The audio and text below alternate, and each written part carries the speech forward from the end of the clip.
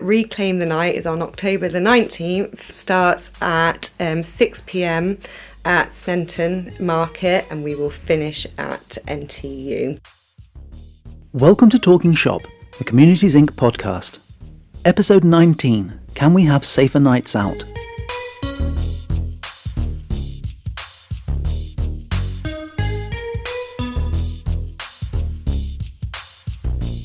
Well, hi everybody, welcome to today's podcast. We're joined by Frankie today.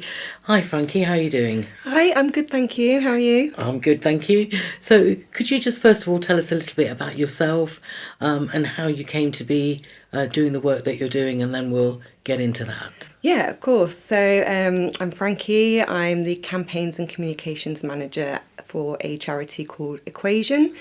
Equation work locally to end domestic abuse and sexual violence through a range of work on education, intervention, support.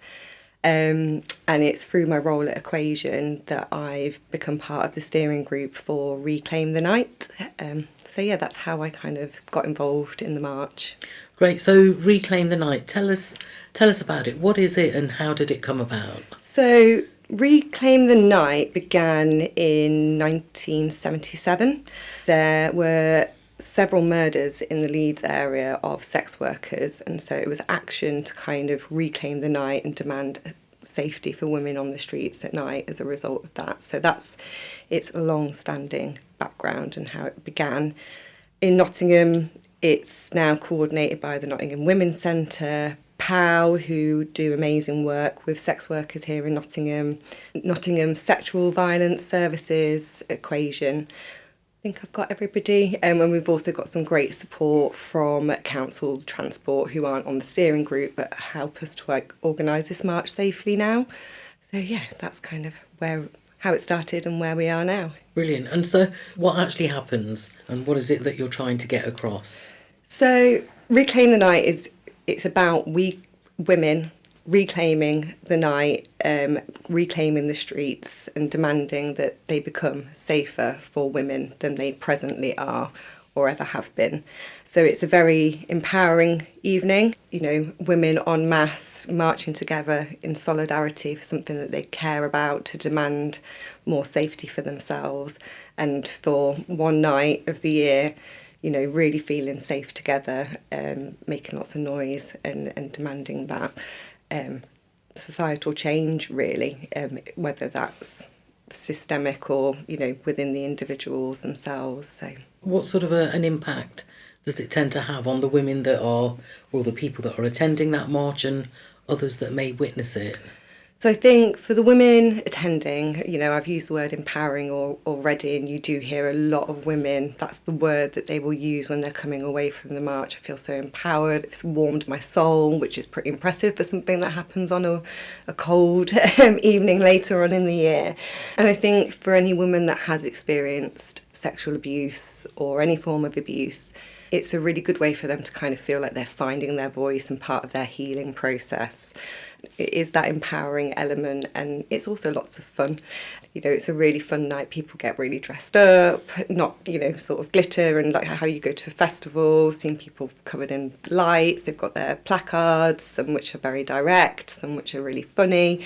And yeah, we do get a lot of support and cheers, and people are onlooking mostly, in support of what we're doing, and just, enjoying the spectacle of what's passing them by, especially if they're not aware that it's happening. So yeah, that's kind of what the atmosphere is like. Right. You've also, I've heard, encountered some resistance. Tell us a little bit about that, sort of what that's been about. So I think the resistance that we've faced over the years kind of falls into two categories. The first one being transport. I'm not talking about public transport necessarily, but where we have got to a road crossing and we're trying to get as many people past. Drivers who are maybe in a hurry, they might get a bit het up, I think is the way to put it, beeping lots, but we've never had anybody be run over or hurt or anything like that. But it's definitely, those people are not necessarily as glad to see the march as some of the people sitting down in the pedestrian areas on their night out. And unfortunately, over the years, we did once have somebody join the march that wasn't part of the march, that targeted a trans woman who was taking part, but that was dealt with quite quickly. And the march is making it very clear in all of its comms and within our terms of reference as a group that, you know, this is a march for all women, self-identifying women, non-binary, and anybody sort of non-gender conforming that might have experienced gender discrimination, basically, and it is a welcome and safe, inclusive space. Yeah, it's ironic that you should get that sort of resistance on, you know, with the message you're trying to promote in terms of safety and... Yeah, I think where we've seen it the most is when people have joined the march that maybe along the route, so they perhaps are joining it for the wrong reason. But unfortunately, there is sort of that trans exclusionary feminist movements out there, but Reclaim is absolutely not aligned with that at all. Recently, the National Police Chiefs Council declared violence against women and girls a national emergency, stating sort of, you know, fairly horrendous figures in terms of how much violence against women and girls has increased. How much of a problem do you actually think it is? So I think we have to be careful sometimes with reporting statistics because they are an increase in reporting, which isn't necessarily increase in incidents. I think it's always been a national emergency, but now we're seeing it recognised as one, and I think we have to kind of draw the positives from that it's finally getting the attention and being treated with the seriousness and commitment that it deserves and has deserved for a long time since the marches and before the marches began in the 70s. Yeah, there's more people talking about it, aren't there? Yeah. More people raising those issues and therefore people feeling more comfortable and confident in speaking out about their experiences. Yes, definitely. I think, you know, the Me Too movement wasn't all that long ago, and you saw the response, hopefully, that got and how empowered people became to actually say, actually, this has happened to me. And it was astounding to people, apparently, whereas any woman would have been able to tell you that probably it was that expansive an issue all along. It's just that now people were encouraged to talk about it. There's a lot of shame and stigma that goes around experiencing sexual violence and abuse, things like worrying that you won't be believed has silenced people in the past, and it's good to see in a sense that people are more empowered to speak about it. Gender inequality more broadly is less normalised now than it ever has been as well. You see a lot more challenges of that and the way people just conduct their lives day to day. I'm not saying we are where we need to be, but I think we are closer than we've been before. Yeah. And we've seen quite a few of those trigger points. I remember a couple of years ago, a young girl being sexually harassed. She wrote a blog about her experience. Other young girls started sharing their experiences. She then set up the Everyone's Invited website. Yeah. And once that website was up, within weeks there were thousands of entries. Yeah. Within a year there was over 50,000. Yeah. And that alerted Ofsted to the fact that there's an issue here, because most of the people that were reporting were young girls, and they started collecting the schools, the colleges, the universities that these girls were at or the incidents were taking place in. And when it hit 50,000, Ofsted thought there's a serious problem here. And that allowed them then to do a piece of research and get a much clearer picture of actually what was going on. And what you're saying there, that kind of just amplifies or really gives a good example of the power it has when women speak up together en masse at once. You know, those young women you referred to that have experienced abuse at schools, if that's being reported to different teachers in different schools all around the country, no one's getting that overview of the problem. But that website really allowed that to be highlighted, and hopefully as well for a lot of those young women, like writing your experiences down is a really healthy way to process and you know, seeing that other people have experienced similar things to you, it's all part of healing. So I think it's really valuable for that reason as well. I mean, there's also it's a generic one, Everyday Sexism Project. Yeah. But I've also come across some industry specific ones. So there's the Police Me Too. Yeah. And Surviving in Scrubs, which is for the health and social care sector. So it's quite alarming, really, that, you know, different industries or professions have their own sort of reporting websites or sites where women working in those professions share their experiences of sexual harassment, abuse and violence. I mean, that's a little bit concerning. I mean, I've been doing work with the police, and it's always a surprise that there's a specific website with women sharing their experiences of abuse at the hands of police officers. Yeah, I mean, obviously, when it's happening from people we want to trust in our community, police, healthcare professionals, that causes a lot more concern. And obviously, things like the murder of Sarah Everard, you know, they really do kind of cause people to hesitate with coming forward, whether that's to their employer or about a doctor that they've seen or about a police officer that they have reported to. And what I would encourage for anybody that's experiencing that is to speak to your local support service. If you don't feel comfortable going to anybody else, you know, these services are there. We're here to help, and we understand, and you can get really valid help and support through those channels. But going back to what you're saying about, you know, yes, it is a problem. We all know it's a problem, and it can be really scary. But the fact is that it's happening everywhere. So it is a whole society problem. And if employers are starting to at least kind of create avenues for that reporting to come through, I think that is a positive to hopefully moving forwards in addressing the problem than before. You know, now it might have been brushed under the carpet, or, you know, people don't want to talk about it because of the reputational risk. We're past that now. Everybody knows it's happening. And we are starting to see some more concrete action. Yeah. You know, as you say, I mean, it's also nothing new. I mean, on the Stand By Her training that I deliver, we use some quotes from Aristotle, who apparently wasn't a fan of women's equality. One of the things that he said was, women are unfinished men. You know, there's a number of other quotes that I use, and I was working with a group of young boys, and they said, well, thank God that he's not around anymore. I said, yes, that's true, but nowadays we have Andrew Tate, who says exactly the same sort of horrific things, but just slightly different language. What do you think is at the root of sort of male violence? You know, why has this always been happening? Why does it continue to happen?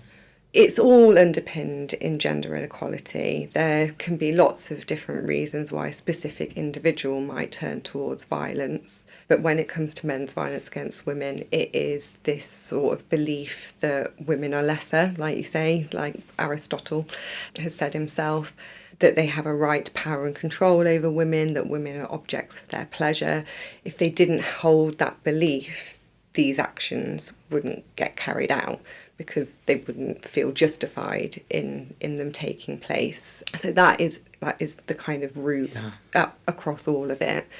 So thank goodness, you know, we are seeing more strides in gender equality. And, you know, whereas when Aristotle said what he did, it might have been adopted by the whole of society. When Andrew Tate's come along and saying what he said, there's been absolute, you know, yes, some people have got behind him and stood behind what he said, but there's also been many more people than there would have been in Aristotle's day saying, no, that's not right, and being really concerned about it and standing up against it. Yeah. So coming on to that then, in terms of the role of allies, what role do men in particular have in addressing and challenging sexism and misogyny or violence towards women? I think men have a really, really key role. You know, unfortunately, misogynistic men aren't necessarily going to listen to women straight off the bat. But every time a misogynistic man hears like a sexist joke go unchallenged, or, you know, or women talk to him, you know, not even jokes, just these throwaway everyday sexism comments, they are having their attitudes and beliefs confirmed to them.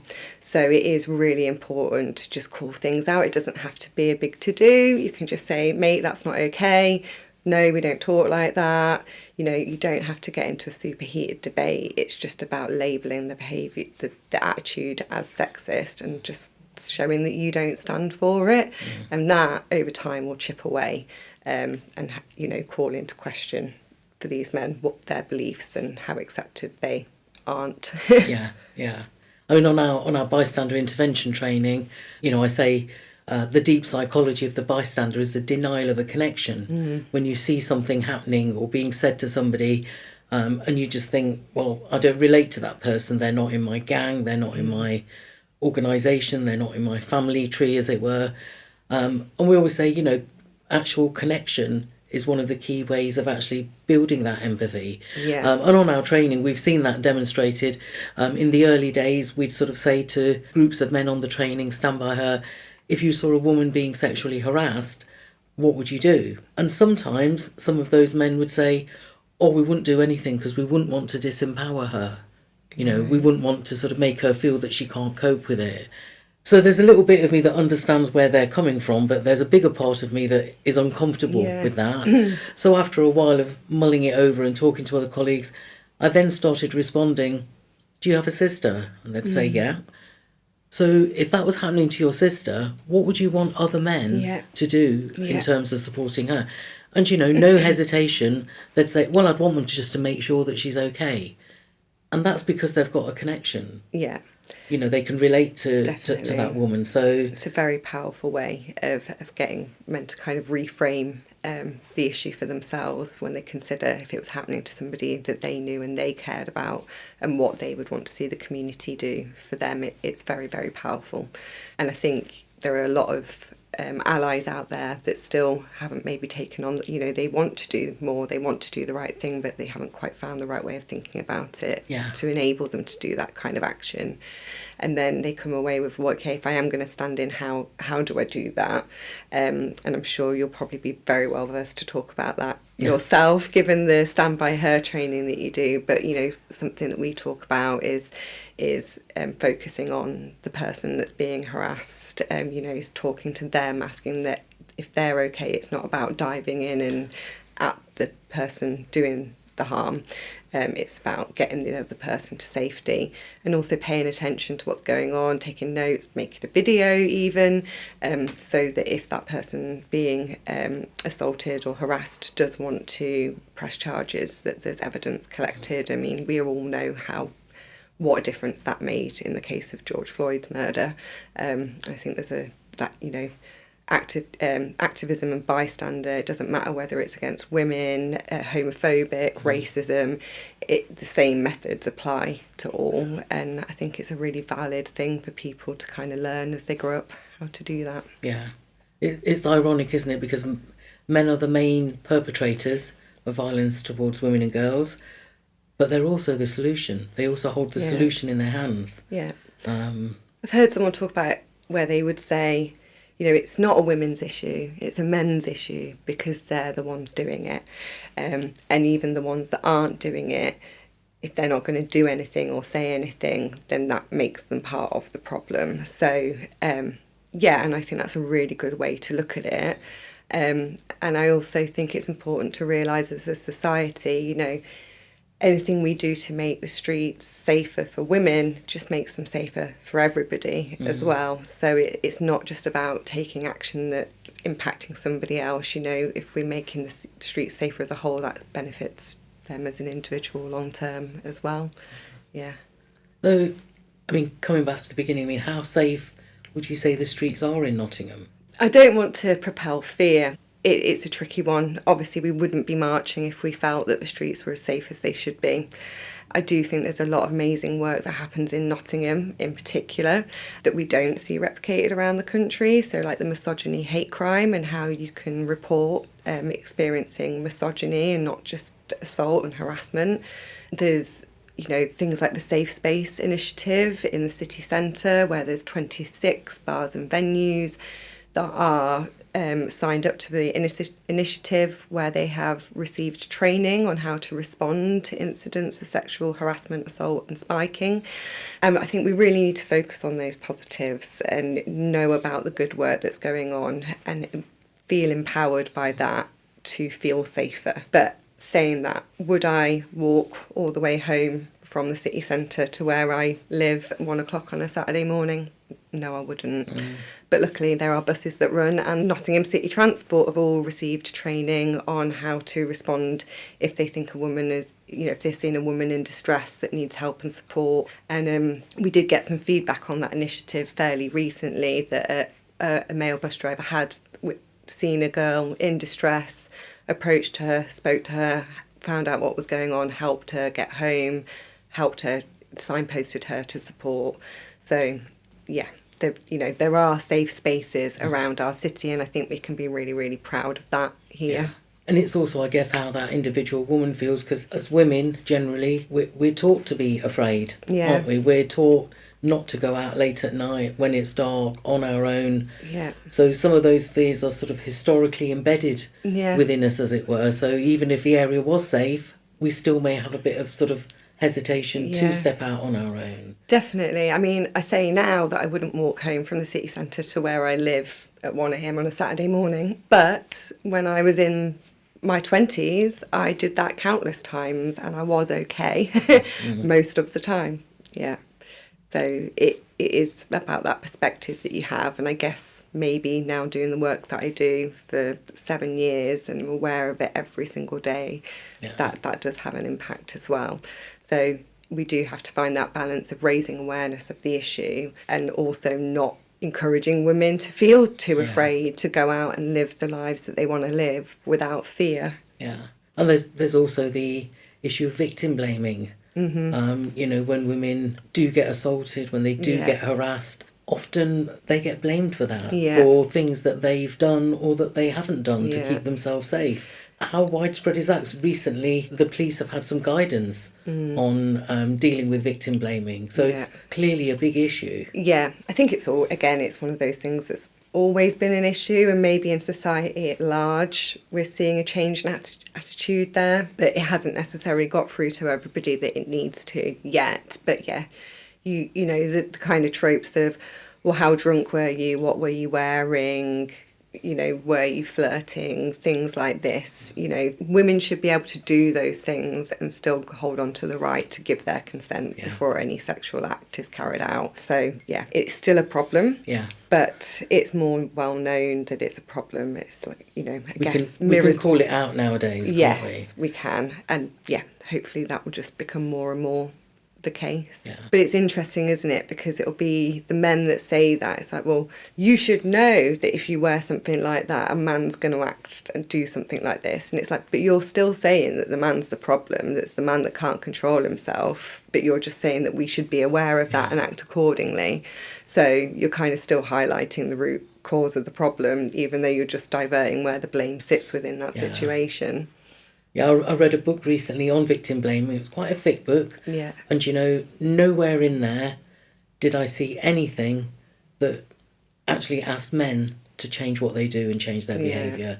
Even the awareness work around victim blaming was saying to women, this is what you need to do. Make sure you do this. There was nothing in there. And I've since not heard anything anywhere. And I ask people that says to men, can you just be conscious of your behaviour around women? Yeah. You know, if you're walking behind a woman and it's late at night, just be conscious that she might feel afraid. So maybe cross the road. Can you maybe like stop sexually assaulting women? Can you stop intimidating? There's no messages to men about their behaviour at all. Maybe not in that book, but we do see it. I'm seeing a lot of content around that on social media. Right. I don't know if you've seen that thing around would a woman rather be stuck in the woods alone with a bear or a man? And a lot of them are saying that they'd probably rather the bear, and it's making men think, well, that's because how unsafe they feel. Oh, wow, no, I haven't seen that. And so men are coming up saying, you know, they do things like cross the road, or if they're getting onto the bus, they're not going to go, and there's only like a couple of women, you know, they're going to make sure that they're not sitting too close to them and things like that. And so there are a lot of men who are becoming really aware, and then they're taking to social media as well to spread that message, which I think is really great and really powerful. It cheers me up to see a lot more of that kind of content coming out from people that I don't know and attitudes like that from people across the world that I don't know than I ever saw when I started this job 7 years ago. So that's amazing, I think. It takes a bit of an extreme example, though, doesn't it, to get that point over? Yeah. So thinking about victim blaming, what are the wider consequences of that? So I think it does allow us to deny the root of the problem and that it is men carrying out this action. I think we also have this illusion of what somebody that perpetrates sexual abuse, sexual assault looks like, or who they are, and that there's some monster lurking in the alleyways. And the reality is that they're not. They're men that we know, that we like, that are our friends. They're probably the men that you say, oh, don't mind him, he's harmless really. you don't know that. You're not there behind closed doors. You don't see how far that behaviour might escalate when we're not looking, or that when your friend does get accused, they'd never do that, they're lovely. So often, especially with domestic abuse as well, we see that kind of having a lovable friend of everybody kind of persona is a very big mask to hide behind quite often as well. And so, it's that thing of, when people say, well, it's not all men. It is far too many men, and we're denying that we might know them and be friends with them for fear of maybe what that says about us, and we've got to address that. It doesn't say anything bad about you, but we do need to believe people when they come out and say this person's done something to me, and think about how we can address that. So, Frankie, if there's men that are out there listening to this thinking, I'd like to do something, I'd like to help, I'd like to contribute to keeping women and girls safer, what is it that they can do? What would you say to them? I think there's a lot that they can do. So, obviously you mentioned your Stand By Her training that you have, and I'm sure that's available for people to come and talk to you about, getting it in their organisations where they work or in their community group. So that would be a great place to start. The Consent Coalition, who I've spoken about, who do the Safe Space Pledge and the A to Z of Consent, they have some resources that are available. On the Equation website, there's equation.org.uk/allies. There's some information more around the day-to-day kinds of things that men can do. There's White Ribbon, which I think is now mainly driven around Nottinghamshire by Broxtowe Women's Project. And I think, kind of going away, having a look at what's available, what they can get involved in. But it is that day-to-day thing, that day-to-day calling out, and advocating at work as well. So going to, actually we've got a problem here with some gender equality, or, there's maybe a bit of sexual harassment or some language that's still being used that's not okay, raising that as an issue and having the confidence to do that. And I do think men can struggle with that. They don't want to be seen as the one that's rocking the boat, but that is what's needed. And just setting a good example in their own relationships, their own families, their own friendship groups, that has just a massive impact. It's that you can't be going out there saying, do as I say and not as I do. So it's that whole round approach, really. And I guess I'd just sort of add on to that to just remember the women and girls they have in their lives. Yeah.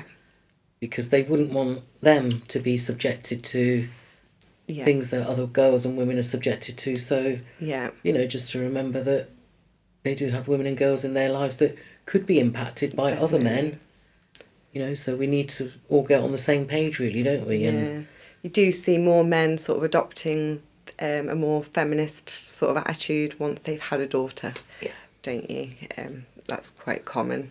And they're suddenly thinking, oh gosh, I hope they're not treated the way that me and my friends treated women. Yeah. And I would just encourage them maybe at that point, yes, recognise the problems in your own previous behaviour, but I think sometimes as well men can get stuck on that guilt and then think, I can't do anything because I've been part of the problem. Well, if everybody felt that way, we would never make any progress. So recognise it, that's great. Don't get too stuck on it, that it doesn't allow you to move forward and do something positive. Well, thank you very much, Franca. We could talk for ages, but it's been a really good introduction to Reclaim the Night. Anybody listening, please do get in touch. Follow up the leads that Frankie has mentioned in terms of getting access to further information. And thank you very much for coming along. Thank you. I've just realised I haven't said that Reclaim the Night is on October the 19th, starts at 6 p.m. at Sneinton Market. Well, we're meeting at 6 p.m. The march will start at 6:45 and we will finish at NTU. And there will be speakers, music and a bit of an after party as well. So hopefully see a lot of women of all shapes and sizes. Please do come along. Thank you so much for having me. It's been great to talk to you. Great, thank you.